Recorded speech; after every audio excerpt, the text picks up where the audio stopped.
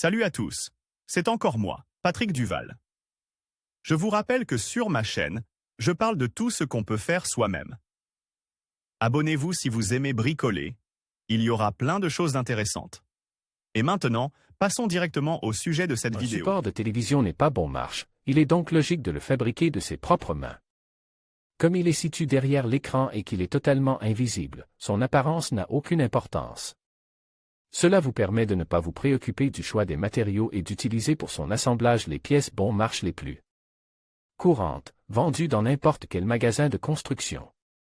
Matériaux, montage des coins perforants avec nervures de renfort, 2 pièces vis, écrou, rondelle M6, rail DIN, peinture. Lors de l'achat des matériaux, il convient d'accorder une attention particulière aux angles de montage. Ils doivent être fabriqués à partir d'une plaque d'acier épaisse d'une section transversale d'au moins 2 mm. En outre, les angles doivent être dotés de nervures de renforcement.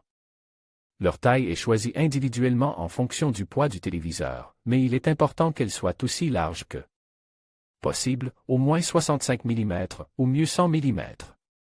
Assemblage du support et installation du téléviseur.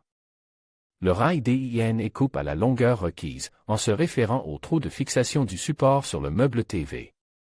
Un coin perfore et vis au centre du rail DIN. Compte tenu de la forme du rail, celui-ci devra être positionné sur le code du téléviseur.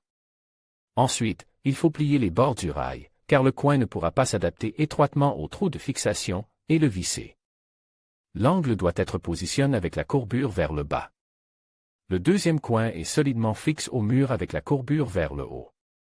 Il est ensuite relié à l'angle sur le rail DIN avec le téléviseur déjà installé. Le tout est serré à l'aide d'un seul boulon afin de pouvoir faire pivoter l'écran selon l'angle de vue souhaité. Pour plus de fiabilité, il est préférable de visser 2 écrous sur le boulon, ce qui évitera la rupture du filetage et le relâchement dû aux nombreuses rotations de l'écran. Si le téléviseur est placé dans un endroit où le support est visible vu de côté, il faudra le peindre.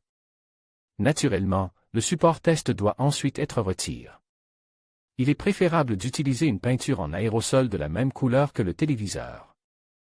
La fabrication d'un tel support coûtera presque 10 fois moins cher qu'un support achète. En même temps, il vous permet de faire pivoter l'écran, ce que seuls des supports d'usine assez coûteux peuvent faire.